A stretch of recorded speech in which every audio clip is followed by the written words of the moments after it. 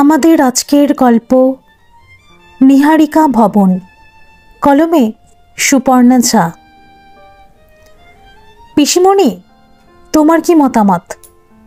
ঘরের সকলে ট্রিনার দিকে তাকালো, আর প্রশ্নটা করে দিয়ে ট্রিনা একদৃষ্টে তাকিয়ে আছে ওর নিরাপিসি মানে নিহারিকা বোসমিত্রের দিকে।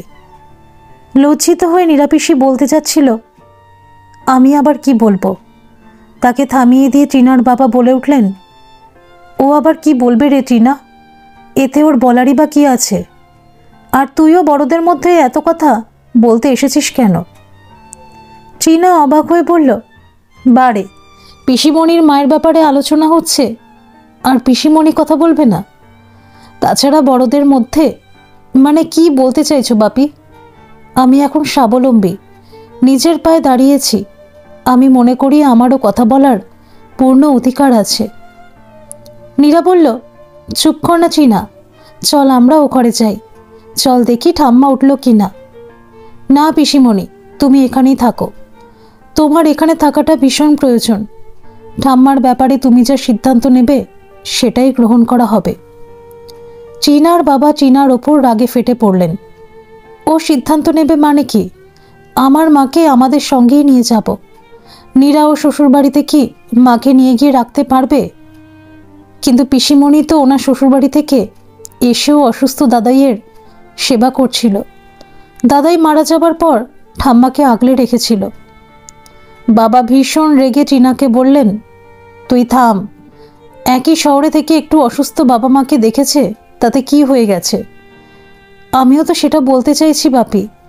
প্রয়োজনের সময় পিসিমণি আর প্রয়োজন ফুরিয়ে যেতেই তোমার মাকে নিয়ে চলে যাবে? তোমরা এতটা স্বার্থপর হলে কি করে? বাবা অস্ফুটে বললেন, মানে তোমরা ঠাম্মাকে নিয়ে চলে যাবে, তারপর এই বাড়িটা বিক্রি করে দেবে, তাই তো? হ্যাঁ তাই। এত বড় বাড়ি রেখে কি হবে? তাছাড়া এই বাড়ি তো আমার নামই বাবা লিখে গেছেন। ভুল বলছো বাপি, তোমার নামে নয়, এই বাড়ি ঠাম্মার নামে আছে এখনো। আর তোমাকে নয়, ভাইকে মনে হয় নমিনি করে গেছেন দাদাই। হ্যাঁ, ওই একই ব্যাপার বলে বাবা উত্তেজিত হয়ে উঠে দাঁড়ালেন। আহ ট্রিনা, থাম না, কেন অশান্তি করছিস বলতো? মা বিরক্ত হয়ে বললেন, আধুনিক শিক্ষায় শিক্ষিত করেছ তোমার আদরের মেয়েকে, এখন থামতে বললে আর থামবে কেন? তখনই যেচে পড়ে কত ভালো ভালো সম্বন্ধগুলো আসছিল, বললাম বিয়ে দিয়ে দাও। না, আমার মেয়ে চাকরি করবে, এখন সামলাও ঠেলা। ভীষণ উত্তেজিত হয়ে কথাগুলো এক নাগাড়ে বলে গেলেন ট্রিনার বাবা। ভাই বলল, এই দিদি, তুই এত কথা বলছিস কেন রে? প্রচণ্ড বিরক্ত হয়ে ট্রিনা তার ভাইয়ের দিকে তাকিয়ে বলল, সে কৈফিয়ত তোকে দেব না নিশ্চয়ই, তবে ঠাম্মার এই স্বাদের বাড়িটাও বিক্রি হতেও দেব না, দেখে নিস। মানে তুই বিক্রি না হতে দেবার কে? এই বাড়িরই একজন, যার ছোটবেলার অনেক স্মৃতি জুড়ে আছে বাড়িটার প্রতিটি কোণে, যার মেয়েবেলা লুকিয়ে আছে চিলেকোঠার ওই ঘরটাতে। কে বলেছে তোকে যে বাপের বাড়িটা শুধুমাত্র ছেলেদের হয় আর তারাই শুধুমাত্র এই সম্পত্তির রক্ষণাবেক্ষণ করতে পারে? এই পুরনো আর ভুল ধারণার বশবর্তী হয়ে আমাদের পূর্বপুরুষেরা আধিক্যতা করে তাদের বাড়ির ছেলেদেরকেই বংশধর ভেবে ভুল করে সব কিছু লিখে দিয়ে যেতেন, যাতে করে তাদের সম্পত্তি পরের হাতে না যায়। কিন্তু এটা যে কত বড় ভুল তা তো আর ওনারা দেখতে আসেন না উপর থেকে, কিংবা দেখেন হয়তো, কিন্তু তখন হাউতাশ করা ছাড়া আর কিছুই করার থাকে না। ট্রিনার মা বললেন, তোরা কি শুরু করলি বলতো? চুপ কর না ট্রিনা। তবুও ট্রিনা চুপ না করে একটু দম নিয়ে আবার বলতে শুরু করলো, যার মায়া বেশি তারই বাড়ি। পিসিমণিরও অনেক ভালোবাসা জড়িয়ে আছে এ বাড়ির প্রতিটা কোণ জুড়ে, তাই না পিসিমণি? তাছাড়া ঠাম্মাকে কি জিজ্ঞেস করা হয়েছে যে ঠাম্মা এই বাড়িটা বিক্রি করতে চান কি না? বিরক্ত হয়ে বাবা বললেন, মা কি কোনো ডিসিশন নেবার অবস্থাতে আছে যে মাকে জিজ্ঞেস করতে হবে? দেখছিস না তো দাদাই মারা যাবার পর থেকেই ঠাম্মি বিছানা নিয়েছে। এই অসুস্থ মানুষটাকে এত বড় বাড়িতে রেখে চলে যাব কি করে? আর তোর পিসিমণির কথা বলছিস? সে তো তার শ্বশুরবাড়ির দায়িত্ব আর কর্তব্য নিয়েই ব্যস্ত আছে সারাটা জীবন। তার ভরসাতে তো আর মাকে ফেলে রেখে চলে যেতে পারি না। তাছাড়াও শ্বশুরবাড়ির লোক, এমনকি তোমার পিসুই বা কী বলবে। ঠিক সেই সময় বাড়ির পুরনো কাজের লোক নিতাই এলো বাবাকে ডাকতে। বাইরে ডেকোরেটরের লোক বাবার সঙ্গে দেখা করার জন্য বসে আছে, তাই বাবা নিতাইয়ের সঙ্গে বাইরে চলে গেলেন। মনে হয় প্যান্ডেলটা খুলতে এসেছে, তাই ওদের লোকেরা হিসেবপত্র বুঝে নিতে এসেছে। আসলে গতকালই মৎস্যমুখ হয়ে চীনার ঠাকুরদার শ্রাদ্ধের কাজকর্ম সব কমপ্লিট হয়েছে। চীনাদেরকেও আগামীকাল ফিরে যেতে হবে।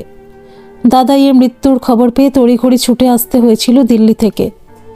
এখন ভালোই ভালোই সব কাজ মিটে গেছে, তাই আজ সবাই মিলে একসঙ্গে বসে একটু আলোচনা করেই নিচ্ছিল। বাবার পেছন পেছন ভাই আর মা বেরিয়ে যেতে চীনা আরেকবার পিসিমণিকে চেপে ধরল। বলল, বলো পিসিমণি, তোমার কি এই বাড়িটাকে নিয়ে কোনোই ফিলিংস নেই? আর তোমার মাকে ছেড়ে দিতে পারবে আমার মায়ের হাতে? আমার মা যে কোনোদিনও ঠাম্মাকে বোঝেনি, এখন কি আর নতুন করে তোমার মতো করে বুঝবে তোমার মাকে? তাছাড়া সবচেয়ে বড় কথা হলো, দিল্লিতে আমাদের ফ্ল্যাটে ঠাম্মা দাদাই কোনোদিনও থাকতেই পারেনি। আজ হঠাৎ করে সব কিছু ছেড়ে দিয়ে ওখানে গিয়ে কি থাকতে পারবে? নিহারিকা চুপ করে চীনার সব কথা শুনে একটা দীর্ঘশ্বাস ফেলে বলল, জানি না, কিন্তু আমি জানি পিসিমণি, ঠাম্মা এ বাড়ি ছেড়ে যেতে চায় না। মা তোকে বলেছে? হ্যাঁ, গতকাল রাতেও ঠাম্মার সঙ্গে যখন ঘুমোচ্ছিলাম, ঠাম্মা কত রাত পর্যন্ত কেঁদেছে। দাদাইয়ের মৃত্যুর শোকের চেয়েও ঠাম্মার কাছে বড় শোক এই বাড়ি ছেড়ে চলে যাওয়া। তারপর হঠাৎই চীনা ওর পিসিমণি মানে নিহারিকার হাত দুটো ধরে বলল, তুমি পারো না পিসিমণি একটু শক্ত হতে, শক্ত হয়ে একটু দায়িত্ব নিতে? আমি সবসময় তোমার পাশে থাকব। নিহারিকা ইতস্তত করতে করতে বলল, দায়িত্ব? কিন্তু কিভাবে সম্ভব? ঠিক সেই সময় নীরার ফোনটা বেজে উঠল। চীনাকে থামিয়ে দিয়ে ফিসফিস করে বলল, এই দাঁড়া, তোর পিসু ফোন করেছে। ওপাশ থেকে চীনার পিসেমশাইয়ের বেশ জোরে গলায় বলা কথাগুলো চীনার কানে এলো। কি হলো? বাপের শ্রাদ্ধ তো মিটে গেছে, কখন ফিরছো তুমি? এদিকেও তোমার একটা সংসার আছে, সে খেয়াল আছে? এই বাড়িতেও তো অসুবিধা হচ্ছে নাকি? কদিন পরে ননদটার বিয়ে, বাড়িতে কত কাজ, এতদিকে সামাল দিতে মায়ের কষ্ট হচ্ছে তো।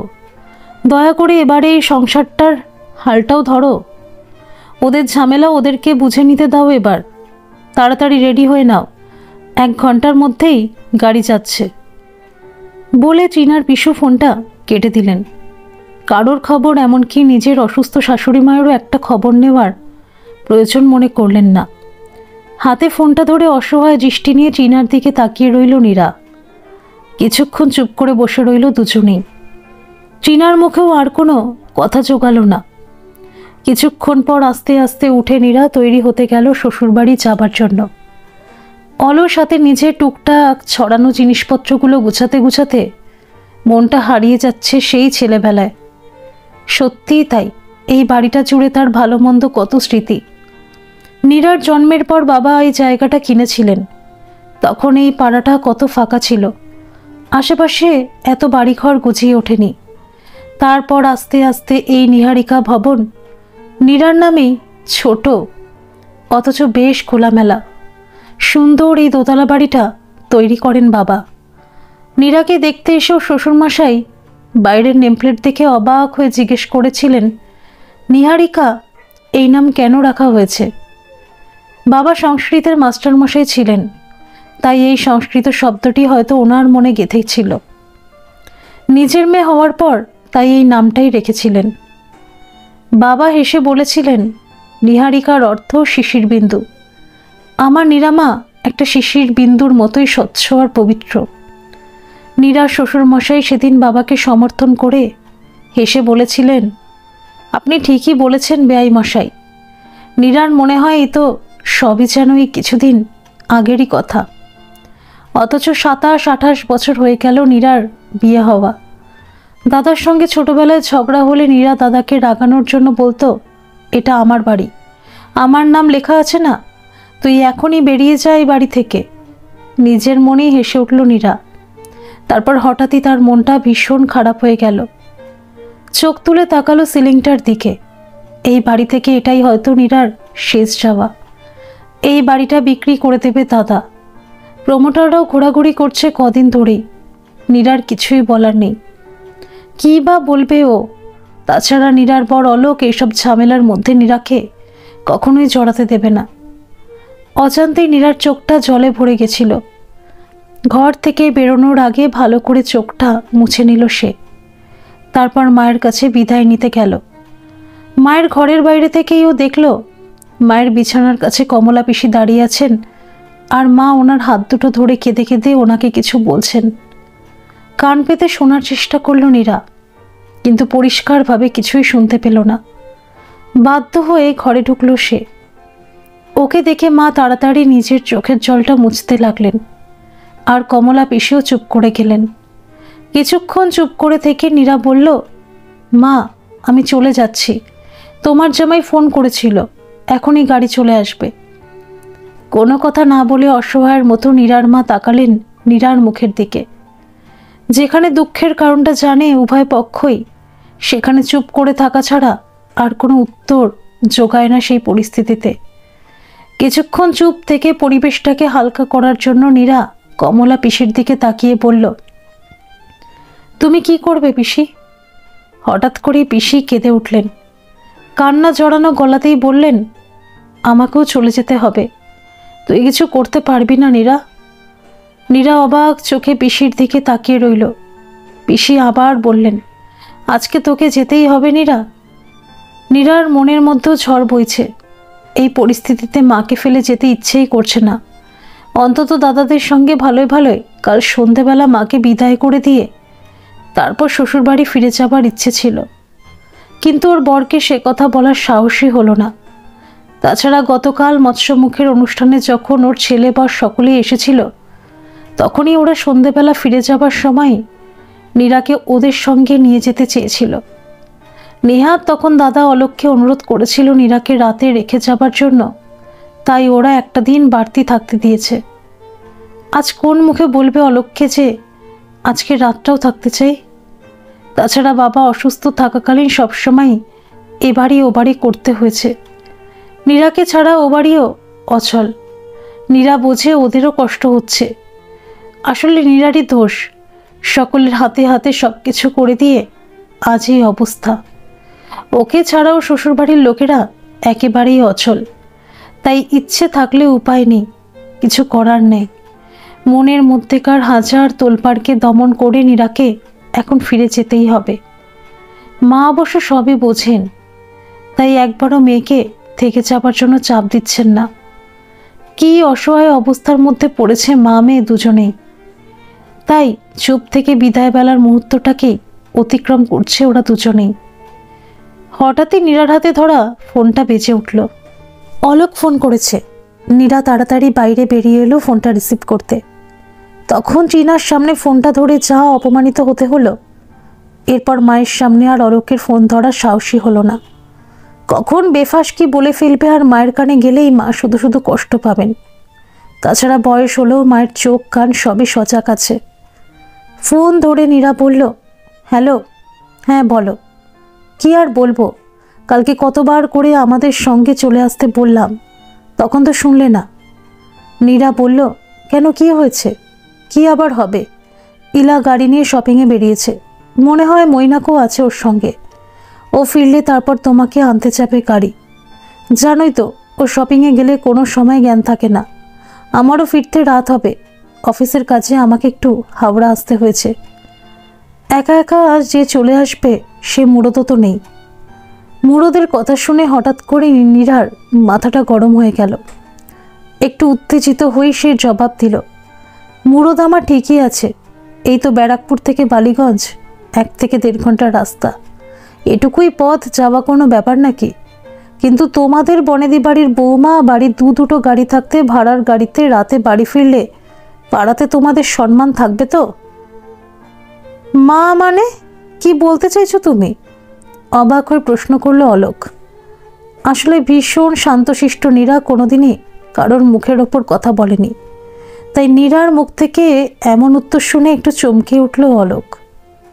মানে আজ আর আমি ফিরছি না, আর তোমার বোনকেও গাড়ির জন্য অত বিরক্ত করো না। ওদেরকে শান্তি মনে শপিং করতে দাও, বিয়ের কেনাকাটা করছে, একটু সময় তো লাগবেই। ফিরছো না মানেটা কি? তাছাড়া মাকে আমি বলেছি যে তুমি আজই আসছো, মা ওয়েট করে বসে আছে। মাকে বলে দাও আমার মাকে গুছিয়ে বিদায় করে দিয়ে তারপর কাল সন্ধেবেলায় আমি ফিরব। একদমে কথাগুলো বলে নীরা ফোনটা কেটে দিল। নিজের এই কাজে নিজেই অবাক হয়ে গেল নীরা, যে আজ পর্যন্ত কোনোদিনও বরের মুখের ওপর কথা বলেনি, আজ কিভাবে এটা সম্ভব হলো ভেবে সে নিজেই অবাক হয়ে গেল। একটু ধাতস্থ হয়ে মায়ের ঘরের দিকে যেতে গিয়ে দেখল ট্রিনা দাঁড়িয়ে। সেও অবাক হয়ে তার পিসিমণিকেই দেখছে, যে এই পিসিমণি পিসুর ভয় সবসময় তটস্থ থাকে।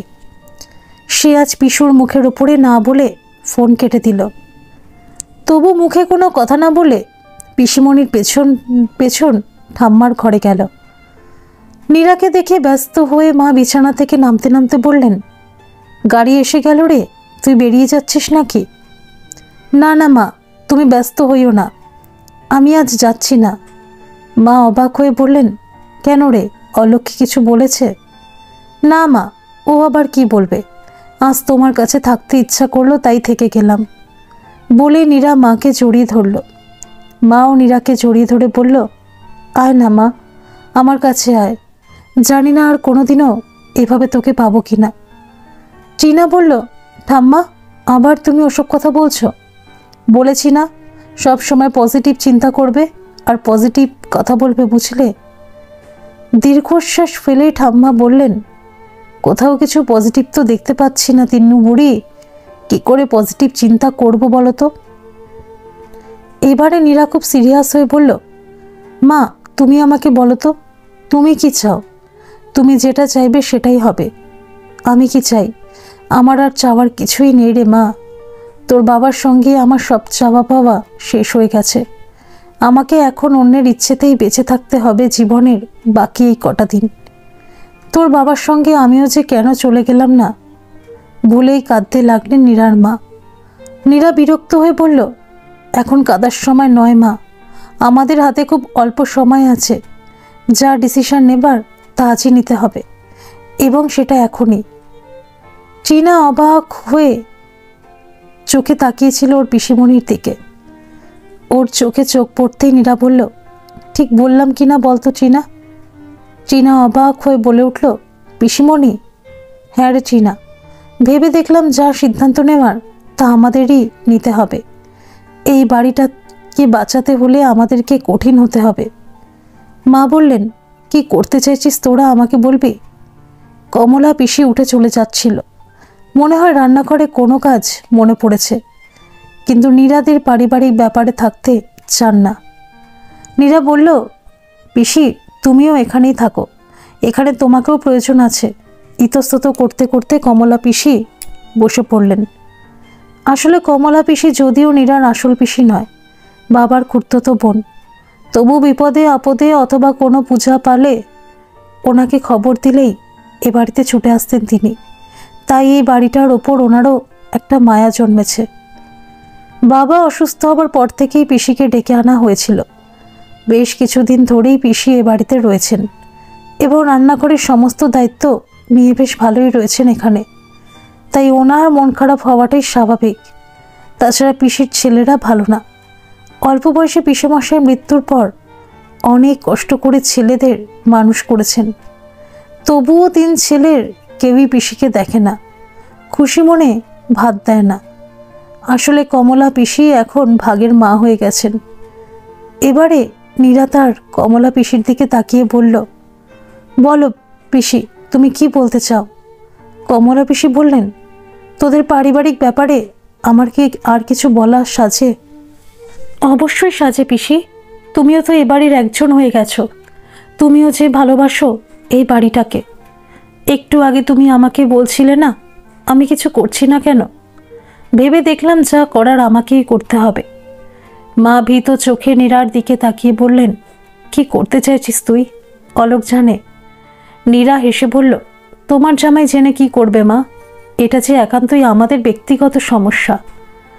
তারপর একটু অন্যমনস্ক হয়ে বলল, যাদের বুকের মধ্যে একটা মন থাকে, আবার সেই মনের মধ্যে মায়া মমতা থাকে, তাদেরই তো যত সমস্যা হয় মা। ট্রিনা বলল, তুমি কি করতে চাইছো পিসিমণি? আমি মাকে এই বাড়িতেই রেখে দিতে চাইছি বলে নীরা মায়ের দিকে তাকালো। মাও অবাক চোখে তাকালো নীরার দিকে। কিন্তু ঠাম্মা একা একা। ট্রিনার মুখের কথা কেড়ে নিয়ে নীরা বলল, একা কেন হবে রে? কমলা পিসি থাকবে, নিতাইদা থাকবে, আর আমি তো আছি। সময় পেলেই চলে আসবো। ইউরেকা, জিও পিসিমণি বলে ট্রিনা চেঁচিয়ে উঠল। কিন্তু এত বড় বাড়িটা মেনটেন করা, আবার নিতাই আর চাপার মাইনা, সব কিছু তো তোর বাবার পেনশন থেকেই হবে বলে মা চিন্তিত মুখে নীরার দিকে তাকান। কিন্তু চিন্তা থাকলেও মায়ের মুখে আলাদাই একটা উচ্ছ্বাস ধরা দিয়েছে, যেটা কদিন ধরে হারিয়ে গেছিল। ট্রিনা বলল, কিছু চিন্তা করো না ঠাম্মা, আমি তো এখন চাকরি করছি, প্রত্যেক মাসে আমি টাকা পাঠিয়ে দেব। ধুর পাগলি, এটা কি কোনো সমস্যার সমাধান হলো? তুই নতুন নতুন চাকরিতে ঢুকেছিস, তাছাড়াও তোর একটা ভবিষ্যৎ আছে। কথাগুলো ট্রিনাকে উদ্দেশ্য করে বলতে বলতেই হঠাৎই বাইরে একটা আওয়াজ পেয়ে নীরা উঠে বাইরে গেল। তারপর বৌদিকে হাত ধরে ঘরে নিয়ে এলো। যদিও বৌদি মানে ট্রিনার মা এভাবে ঘরে আসতে চাইছিল না। নীরা বলল, আমরা কোনো গোপন আলোচনা করছি না বৌদি, তাছাড়া আমরা যেটা আলোচনা করছি সেখানে তোমাদের থাকাটাও দরকার, কারণ তোমাদের না জানিয়ে তো কিছুই হবে না। বাইরে থেকে আড়ি পেতে শুনছিল বলে লজ্জা পেয়ে ট্রিনার মা চুপ করে রইল।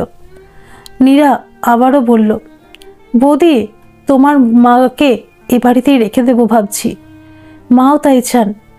বৌদি অবাক চোখে তাকান শাশুড়ি মায়ের দিকে। তারপর আস্তে আস্তে করে বলে, কিন্তু মা একা একা থাকবেন কি করে? কেন একা? কমলা পিসি আছেন, নিতাইদা আছে, চাপা দিদি যেমন কাজ করছে সবাই থাকবে, আর আমি তো আছি এই শহরেই। ইতস্তত করতে করতে বৌদি বলল, কিন্তু এত খরচ, তোমার দাদা তো। না না বৌদি, তোমাদের কিছু ভাবতে হবে না, নিচ তলাটা ভাড়া দেওয়া হবে, ওখান থেকে বেশ কিছু টাকা চলে আসবে, আর মায়ের পেনশন তো আছেই। তারপরও কোনো অসুবিধা হলে আমরা তো আছি। বৌদি একটা দীর্ঘশ্বাস ফেলে মা বলল, কিন্তু নীরা তোমার দাদাকে বলেছ? না বৌদি, এখনই তো সব ঠিক হলো, তুমি না হয় দাদাকে একটু বুঝিয়ে বলো বলে অসহায় দৃষ্টি নিয়ে নীরা বৌদির দিকে তাকালো। সে না হয়তো আমি বলে দেখব, কিন্তু তোমার দাদা কি মানবেন? ট্রিনা বলে উঠল, আরে মা তুমি বলেই দেখো না, তারপর পেছনে তো আমরা আছি। শাশুড়ি মায়ের থেকে যাবার খবরে ট্রিনার মা মনে মনে খুশি হয়েছে, কারণ ওনাকে নিয়ে যাবার কথায় ট্রিনার বাবার মুখের ওপর না বলতে পারেনি ঠিকই, কিন্তু কদিন ধরে একটু চিন্তাতেই ছিল। বয়স্কা শাশুড়ি মায়ের সেবা করার জন্য ইচ্ছেই তার নেই।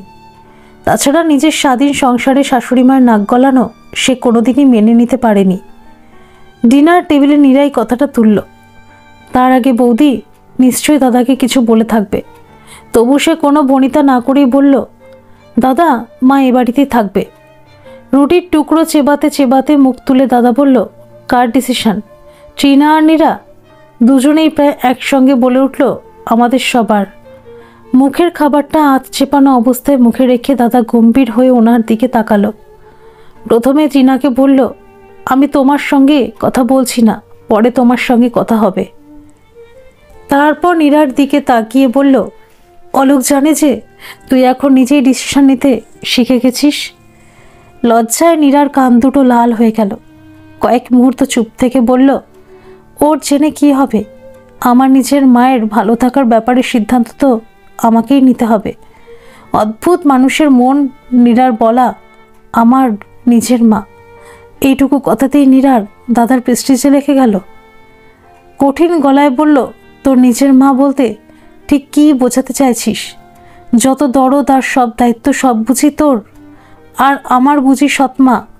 আমি মায়ের জন্য ভালো কিছু জানি না, তাই না? না না দাদা, সে কথা নয়। তুইও ভেবেছিস, তবে সেটা তোর মনের মতো করে। কিন্তু তোর ডিসিশনে মা তো খুশিই ছিল না। এই বাড়ি ছেড়ে বাবার এত স্মৃতি ফেলে মা তো অন্য কোথাও গিয়ে ভালো থাকবে না রে দাদা। তুই আমাদের মতো করে একটু বোঝার চেষ্টা কর। তাছাড়া বাবার অনেক শখের নিজের হাতের তৈরি এই বাড়িটাও হাতছাড়া হয়ে যাবে বলেও মা কষ্ট পাচ্ছে। একটু উত্তেজিত কণ্ঠেই ধরিয়ে দাদা বললেন, তো 70 বছরের বৃদ্ধা মাকে এই বাড়িতে একলা ফেলে রেখে চলে যাব? কাদের ভরসাতে? তোর নাকি পাড়ার লোকেদের? তারপর কিছু একটা হয়ে গেলে সব দোষ আমার ওপরেই পড়বে। বর্তমানে তোরাই আঙুল তুলে বলবি, দেখো কি ছিলে, বুড়ি মাটাকে একলা ফেলে রেখে কেমন চলে গেল। দাদা মানছি তোর কথাটা তো যুক্তি আছে, তবে মায়ের বয়স হয়েছে ঠিকই, কিন্তু এখনও বুড়ি বলা যাবে না মা, কারণ মা এখনও যথেষ্ট শক্ত সমর্থ। মা নিজের সব কাজ নিজেই করতে পারে, তাই জন্য একা একা থাকতে হবে। আমি তো নিজের কাজ ফেলে ওখান থেকে কথায় কথায় ছুটে আসতে পারবো না। তাছাড়া ওখানে আমাকে একটা ভালো ব্যবস্থা করতে হবে। ছোট একটা ফ্ল্যাটে থাকি, এখানকার এত বড় বাড়ি আমার কোনো কাজে লাগবে। বেশ উত্তেজিত হয়ে কথাগুলো বলল দাদা। নীরা আস্তে করে বলল, সেটাই হলো আসল কথা। কোনটা? তুই কি বলতে চাস? আবার উত্তেজিত হয়ে উঠল দাদা। খুব শান্ত গলায় নীরা বলল, মাকে এ বাড়ি থেকে সরিয়ে এই বাড়িটার হিললে সেটাই তো তোর আসল উদ্দেশ্য, তাই না দাদা? কিন্তু এই বাড়িটার ওপর তো মায়ার নাইবা থাকতে পারে, কিন্তু মায়ের তো সব কিছুই বাড়িটাকে ঘিরে। রাগ ফেটে পড়ল। বেশ বেশ, তোরা তো সব ডিসিশন নিয়েই ফেলেছিস, যেটা ভালো বুঝিস কর, আমাকে আর টানাটানি করবি না কিছুতেই বলে দাদা অর্ধেক খাবার ফেলে উঠে গেল। বৌদি বলে উঠল, ও কি উঠে পড়লছে? কিছুই তো রাখ গেল নেই, আমার পেট ভরে গেছে, তোমরা গেলো বলে গটগট করে চলে গেল নীরার দাদা। নীরারও আজ খাবারে নামছে না গলা দিয়ে। ও প্লেটের খাবারটা কিছুক্ষণ নাড়াচাড়া করে উঠে পড়ল। শুধু চিনাই একা একা চুপচাপ বসে রইল খাবার টেবিলে। চরম উৎকণ্ঠা আর উত্তেজনায় নীরা পায়চারি করছিল ওপরের বারান্দায়। কোনোদিনই ও নিজে নিজে এত বড় কোনো ডিসিশন নেয়নি, অথবা নিতে দেওয়া হয়নি তাকে। তাই অদ্ভুত একটা ফিলিংস আসছে তার মনের ভেতর থেকে। ভালো নাকি মন্দ সে কিছুই বুঝতে পারছে না। কাজটা কি ঠিক হলো? অদ্ভুত এক দোটানায় পড়েছে নীরা। দাদাকে রাগানোর কোনো ইচ্ছেই ছিল না নীরার, তবুও অকারণেই দাদার সঙ্গে অশান্তিতে জড়িয়ে পড়ল। দাদা হয়তো ভাবছে এই বাড়িটার ওপর লোভ আছে নীরার, কিন্তু বাবা যখন দাদার ছেলে তমালের নামে লিখে দিয়েছেন, তখন নীরার আর কিছু বলার নেই। এইসবই 7-5 ভেবে চলেছিল নীরা। টিনা এসে বলল, পিসিমণি একবার চলো তো, ঠাম্মা তোমাকে ডাকছে। মা এখনো ঘুমোয়নি, এত রাতে হলো তবুও ঘুমোয়নি কেন রে? শরীর খারাপ করবে তো। বলতে বলতে টিনার সাথে মায়ের ঘরে এলো নীরা। যদিও টিনা ভেতরে ঢুকলো না, একটা ফোন আসার কথা, তাই সে ফোনটা রিসিভ করার জন্য বাইরেই রয়ে গেল। নীরার অপেক্ষাতেই মা বসেছিলেন। বললেন, আয় এখানে, একটু শান্ত হয়ে বস তো মা। হ্যাঁ মা বলো, কি হলো? তুমি ঠিক আছো তো? উদ্বেগের সাথে প্রশ্ন করল নীরা। আমি ঠিক আছি রে মা। আর একটা কথা বলি, মন দিয়ে শোন। তারপর একটু দম নিয়ে বললেন, তোর দাদা যেটা সিদ্ধান্ত নিয়েছে সেটাই মেনে নে। শুধু শুধু তুই এই অশান্তির মধ্যে পড়িস না মা। তাছাড়া অলোক জানতে পারলে আবার বিরক্ত হবে। আর তো শ্বশুরবাড়ির লোকেরাও এটাকে খুব একটা ভালো চোখে দেখবে না। কেন মা, তোমার জামাই কি তোমাকে ফোন করেছিল? না না, অলোক আমাকে ফোন করেনি, তবে আমি তো মা, তাই সবটাই বুঝতে পারছি। আমার দায়িত্ব নিয়ে তুই খুব চাপে পড়ে যাবি, তাই আমি ঠিক করেছি তোর দাদার সাথেই চলে যাব। নীরা অবাক হয়ে বলল, মা, অনেক ভেবেচিন্তে এই সিদ্ধান্ত নিলাম। সত্যি তো আমার এতটা বয়স হলো, কোন ভরসাতে ওরা আমাকে এখানে ফেলে রেখে যাবে বলতো? আর তো শ্বশুরবাড়িতে গিয়েও তো আমি থাকতে পারবো না, তাই ওরা যেটা ঠিক করেছে সেটা করতে দে ওদেরকে।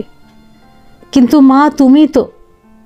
নীরাকে থামিয়ে দিয়ে মা আবার বলতে শুরু করলেন, তবে হ্যাঁ, সত্যি প্রথমে আমার মনটা ভীষণ খারাপ হয়ে গেছিল। এই বাড়ি, এই পাড়া, এই শহর, তোদেরকে আর তোর বাবার স্মৃতি সব কিছু ছেড়ে চলে যেতে হবে বলে। কিন্তু আমি আর কদিন বলতো? আমি তো চাই আমার মা শতায়ু হোক, কিন্তু যদি অতদিন নাও ধরি, তবুও তো 20 কিংবা ধরলাম 10 বছর। যদি 10 বছরও বাঁচে, তাহলে তো অসংখ্য কোটি মুহূর্ত বেঁচে থাকতে হবে মা। আর সেটা মনের মধ্যে কষ্ট নিয়ে কেন বাঁচবে বলো তো মা?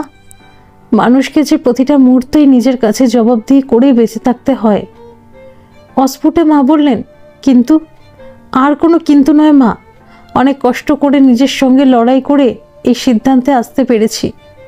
এখন তুমি যদি সাহস হারিয়ে ফেলো, তাহলে আমি কার জন্য লড়াই করব বলো তো মা?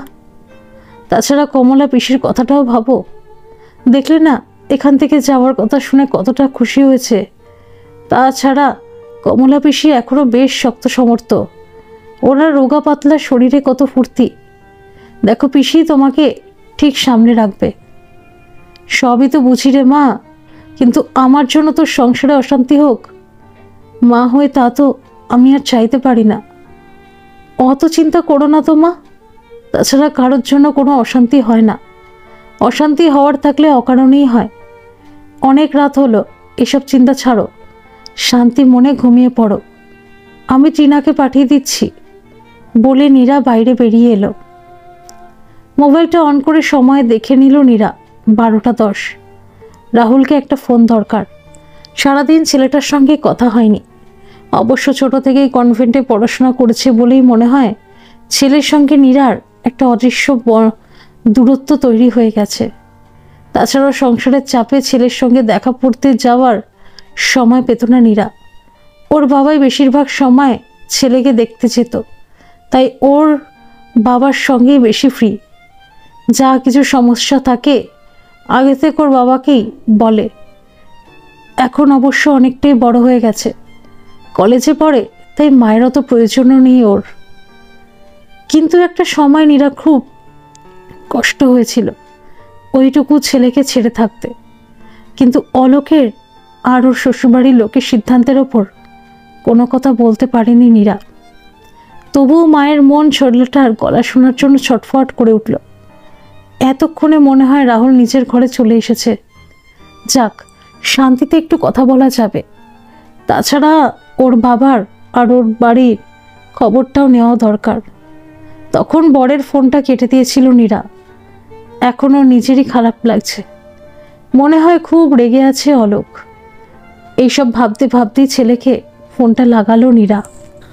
ফোনটা ধরেই ছেলে বিরক্তির সঙ্গে বলল, আজকে এলে না কেন মা?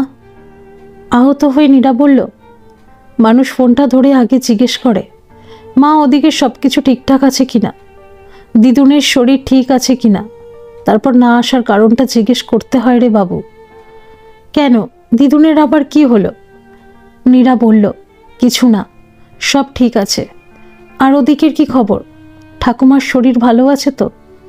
হ্যাঁ ভালো আছে, কিন্তু তোমার ওপরে সবাই খুব বিরক্ত হয়ে আছে। আজকে চলে এলেই পারতে। হ্যাঁ, কালকেই চলে যাব। বাপি কি ঘুমিয়ে পড়েছে? জানি না, ডিনার সেরে নিজের ঘরে চলে গেছে। ও আচ্ছা, তুইও ঘুমিয়ে পড়, কাল কলেজ আছে তো। হ্যাঁ ঠিক আছে, রাখি এখন, গুড নাইট বলে নীরা ফোনটা কেটে দিল। একবার ভেবেছিল ছেলেকে সবটা বলবে, হয়তো ছেলে ওকে সমর্থন করবে অথবা নিজের কিছু মতামত দেবে। আত্মজ পাশে থাকলে মনের মধ্যে অনেক সাহস জন্মায়। কিন্তু ছেলের উদাসীনতা দেখে আর কিছুই বলার ইচ্ছে হলো না নীরার। তাই মনের সঙ্গে দ্বন্দ্বটা চলতেই লাগলো তার। আজ রাতে আর ঘুম আসবে না মনে হয়। সকালে ব্রেকফাস্টের টেবিলে দাদা আসেনি, বৌদিও কোনো সদুত্তর দিল না। রাতে ভালো ঘুম হয়নি, কেমন পেটটা জ্বালা জ্বালা করছিল। আবার গতকাল রাতে ঠিকমতো খাওয়াও হয়নি। তাই নীরা চুপচাপ ব্রেকফাস্ট সেরে উঠে পড়ল। টিনা একটু দেরি করেই ওঠে, আর তমালও আজ খেতে আসেনি। নীরার মুখ খুব খারাপ লাগলো। মেয়েরা শুধু অতিথি হিসেবেই আদর পায় বাপের বাড়িতে। যখনই সংসারের ভেতর নাক গলাতে যাবে তখনই সে খারাপ। অথচ এই দাদা নীরাকে ছাড়া কখনোই খেতে বসতো না, আর আজ নিজের ঘরে চুপচাপ ব্রেকফাস্ট সেরে নিল। নিজের কাছে নিজেকেই খুব ছোট লাগছে, নিজেকে ভীষণ অসহায় মনে হলো নীরার। একটু বাইরে বেরিয়েছিল নীরা, ফিরে এসে দেখে অলোকের গাড়িটা গেটের সামনে দাঁড়িয়ে। তাড়াতাড়ি ড্রয়িং রুমে ঢুকে দেখে অলোক বসে দাদার সঙ্গে কথা বলছে। বাইরে থেকেই নীরার কানে কিছু কিছু কথা এসেছিল। ও বুঝলো যে ওর ব্যাপারেই কথা হচ্ছে, তবু কিছুই না বোঝার ভান করে খুব স্বাভাবিকভাবেই ঘরে ঢুকলো। অলোক খুব বিরক্ত হয়ে বলল, বাপের বাড়ির পাড়া বেড়ানোর জন্য আজকে থেকে গেছো নাকি? খুব খারাপ লাগলেও নীরা এবং স্বাভাবিক গলাতে উত্তর দিল, না, একটা বিশেষ প্রয়োজনে বেরোতে হয়েছিল। ব্যঙ্গের সুরে অলোক বলল, বিশেষ প্রয়োজন? তো তোমার বিশেষ প্রয়োজনটা কি মিটল? নীরা কঠিন গলাতে বলল, হ্যাঁ। চলো তাহলে, আমি নিতে এসেছি। অফিস কামাই করেই আমাকেই আসতে হলো। বলে নীরার দিকে কঠোর দৃষ্টি নিয়ে তাকালো অলোক। দাদার সঙ্গেও মনে হলো একটু চোখাচোখি হলো অলোকের। দাদা একটু মুচকি হাসলো। হ্যাঁ চলো, আমি তৈরি আছি। সত্যি নীরা একটা ভালো শাড়ি পরে আছে, বেশ প্রাণবন্ত আর মিষ্টি লাগছে ওকে দেখতে। অলোক আর দাদা দুজনেই ভেবেছিল নীরা মনে হয় ঝামেলা করবে, কিন্তু এরকম কিছুই হলো না দেখে ওরা দুজনেই হতবাক হয়ে গেল।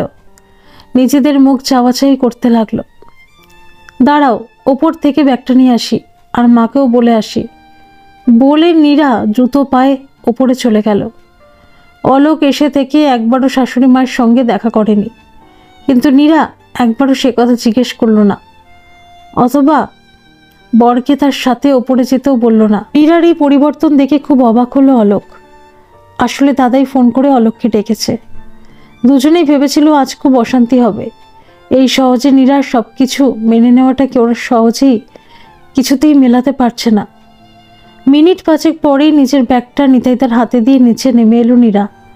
নীরাকে দেখে অলোক উঠে দাঁড়াতেই নীরা বলল, একটু বসো। অলোক মনে মনে বলল, এবারে উঠ আসলো পাহাড়ের নিচে।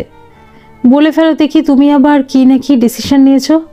তারপর দাদার দিকে তাকিয়ে নীরাকে বলল, তুমি হইরে তৈরি হয়ে গেছো? বললে, তাহলে আবার বসবো কেন? খুব গম্ভীর হয়ে নীরা বলল, মা আসছেন তোমার সঙ্গে দেখা করতে। মায়ের তো বয়স হয়েছে, তাই অত তাড়াতাড়ি সিঁড়ি ভেঙে নামতে পারেন না।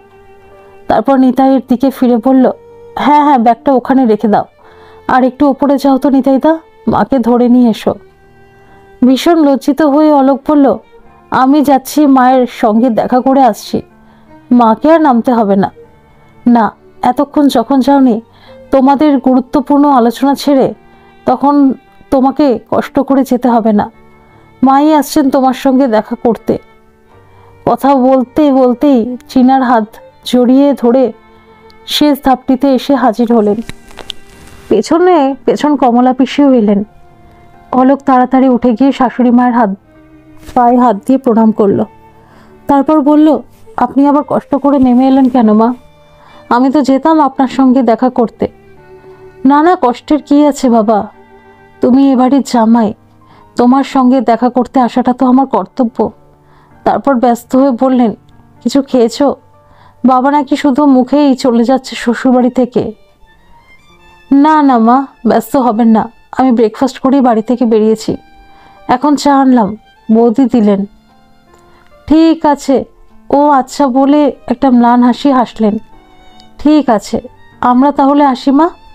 তাড়াতাড়ি নীরাকে বাড়িতে পৌঁছে দিয়ে আমাকে একটু অফিসে যেতে হবে, একটা দরকারি কাজ আছে। ব্যস্ততার অপর নাম অবহেলা, তাই ব্যস্ততার দোহাই দিয়ে এই গভীর সমস্যার সময় নীরাকে নিয়ে তড়িঘড়ি পাল্টাতে চাইছে না জামাই। মা সবই বুঝতে পারলেন, তবু মুখে কিছু না বলে প্রথমে একটু হাসলেন, তারপর বললেন, ঠিক আছে, সাবধানে এসো বাবা। বাবা ভালোই ভালোই বিপদ কেটেছে। নীরার দাদা যেন হাঁপ ছেড়ে বাঁচল। এত সহজে নীরা ওর বরের সঙ্গে চলে যেতে রাজি হয়ে যাবে সেটাও ভাবতেই পারেনি। স্বস্তির একটা নিঃশ্বাস ফেলে ভাবল, এখনই মিস্টার মালহোত্রাকে একটা ফোন করতে হবে। বাড়িটার যা বন্দোবস্ত করার খুব তাড়াতাড়ি করতে পারলে আজকের রাতের ফ্লাইটটা আর ক্যান্সেল করতে হবে না। ফোনের কল লিস্টটা খুলে মালতছর নাম্বারটা বের করতে গিয়ে দেখল নীরা গাড়ির কাছে গিয়েও আবার ফিরে আসছে।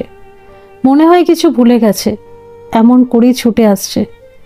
ওদিকে অলোক গাড়িটা ঘোরাচ্ছে।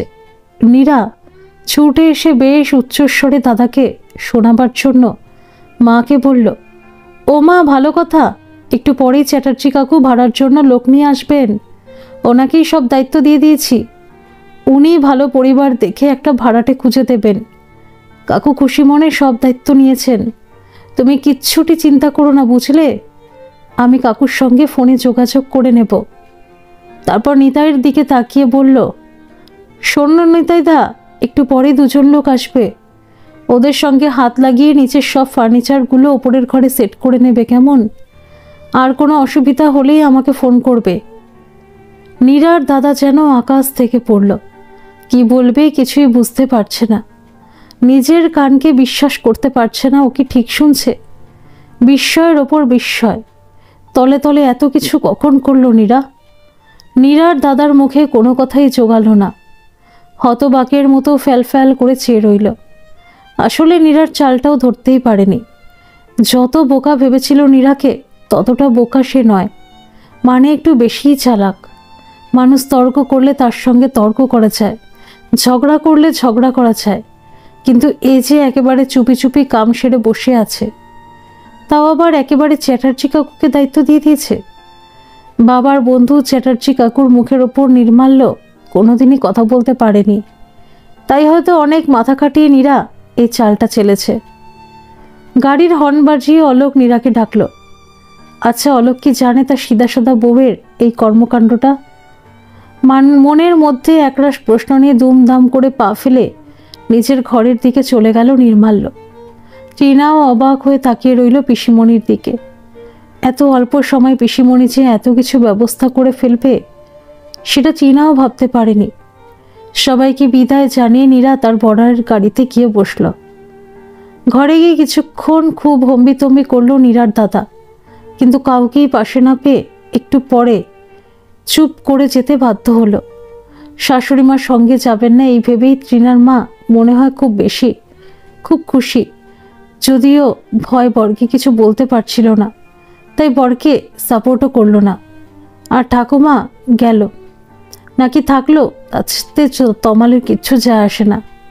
তাছাড়া আজ রাতের ফ্লাইটটা ধরতে পারবে কি না এই নিয়ে সংশয় ছিল, কিন্তু সবার ওপর রাগ দেখিয়ে ওর বাবাকে নিজের ব্যাগ গোছাতে দেখে ও যাওয়ার ব্যাপারে নিশ্চিত হলো। বেশ অনেকদিন ধরে ওর গার্লফ্রেন্ডের সঙ্গে দেখা হয়নি, কালই দেখা হবে এই আনন্দেই আছে তমাল। তাই কার্যত নীরা তার দাদার একলা পড়ে গিয়ে মনে মনে ফোঁস করতে লাগলো। একটা চাপা অশান্তির পরিবেশ, মান অভিমানের মাঝেই ওদের বেরোনোর সময় হয়ে এলো। টিনার চোখের জলে ভেসে ঠাম্মার কাছে বিদায় নিল, আর বলে গেল আবার ছুটি নিয়ে খুব তাড়াতাড়ি চলে আসবে, কিছুদিন থেকে যাবে ঠাম্মার কাছে। আর ওর বাবা একরাশ অভিমান নিয়ে সবার ওপর রাগ দেখিয়ে গাড়িতে গিয়ে বসল। শাশুড়ি মায়ের কাছে বিদায় নিতে গেলে বৌমার হাত দুটো ধরে তিনি বললেন, নীরার জন্য মনের মধ্যে অভিমান পুষে রেখো না বৌমা, আসলে ও খুব ভালো মেয়ে তো, সবার জন্যই ও ভাবে। তাছাড়া মায়ের জন্য ভাবাটা কি দোষের বলো তো মা? তুমি বাবুকে একটু বুঝিও, তোমরা অভিমান করা থাকলে আমি কি এখানে ভালো থাকবো? আপনি কিচ্ছু চিন্তা করবেন না মা, আমি ওকে বোঝাবো, আপনি সাবধানে থাকবেন, এখন আসি। বলে শাশুড়ি মায়ের হাত দিয়ে প্রণাম করে ওরা বিদায় নিল। কয়েক মাস পরে নীরার মা খুব ভালো আছে। কমলা পিসি, নিতাইদা, চাপা সবাই আনন্দের সব দায়িত্ব পালন করছে। টিনার আসতে না পারলেও নিয়মিত যোগাযোগ রেখে চলেছে ঠাম্মা পিসিমণি সবার সঙ্গেই। মাঝে কিছুদিন নীরার ছোট মাসি মেশো এসে থেকে গেলেন, আবারও আসবেন বলেছেন। ওনাদের একমাত্র ছেলে বিদেশে থাকে, তাই একা একা ওদের বাড়িতেও থাকতে মন বসে না। এখানে সবার মধ্যে খুব সুন্দরভাবে সময় কেটে যায়, তাই আবার আসতে চেয়েছেন। নীরা এখন শ্বশুরবাড়ির গাড়ির ভরসায় বুক থাকে না, প্রয়োজন পড়লে নিজেই ক্যাব বুক করে ছুটে আসে মায়ের কাছে। শ্বশুরবাড়ির দায়িত্বগুলো সব সামলে দিয়ে আসে বলে অলোক বা শাশুড়ি মা আর কিছুই বলতে পারে না। তাছাড়াও ননদের বিয়ে হয়ে যাবার পর ও শাশুড়ি মা একলাই পড়ে গেছে, তাই নীরাকে দিয়ে সমালোচনার লোক পাননি তিনি। এমন হয়তো অনেক অলোক মনে মনে খুশি হয়, কারণ এ বাড়ি থেকে নীরার ফেরার পর নীরার কাছে ও নিজেই যেচে এ বাড়ির খবরাখবর নেয়। এতদিন নিজের বউকেও বাতি গৃহবধূ ভেবে এসেছিল, যার গণ্ডি ছিল শুধুমাত্র রান্নাঘর থেকে শোবার ঘর পর্যন্ত। সেই গণ্ডি ছাড়িয়ে নীরা আজ নিজের দায়িত্বে দুটো বাড়ির কর্তব্য বহন করে চলেছে, তাও সুনিপুণভাবে। মেঘলারা দায়িত্ব নিলে নিজের জীবন দিয়েও তা পালন করবে। নীরা প্রমাণ করে দিয়েছে মেয়েরা সব পারে। এখন তো আর এখানে তো জেদের সাথে জড়িয়ে আছে একটা চ্যালেঞ্জ, আর সেটা হচ্ছে তার নিজের মাকে ভালো রাখার নিরন্তর প্রয়াস। আর এই প্রয়াসের মধ্যেই এখন নীরা নিজেকে নতুন করে খুঁজে পেয়েছে বেঁচে থাকার নতুন একটা অনুপ্রেরণা। ধন্যবাদ সকল বন্ধুরা। এই গল্পটি যদি আপনাদের ভালো লেগে থাকে তাহলে অবশ্যই একটা লাইক করে দেবেন, আর এই চ্যানেলে নতুন হয়ে থাকলে চ্যানেলটিকে সাবস্ক্রাইব করে আমার পাশে থাকবেন, আর পাশে থাকা বেল আইকনটিকে প্রেস করে দেবেন যাতে সমস্ত গল্পের নোটিফিকেশনগুলো সবার প্রথমে আপনাদের কাছে পৌঁছে যায়।